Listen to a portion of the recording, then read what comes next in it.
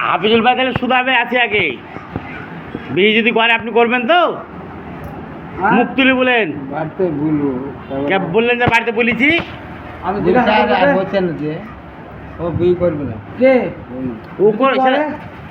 আপনি ঠিক আছে কি বলেন, আমি দেখতে করবে না মানে করে আমি কিন্তু আমাকে নিয়ে যেতে দিবে ওখানে ওর বাড়ি আছে তো ওখানে নিয়ে যাবেন কেন?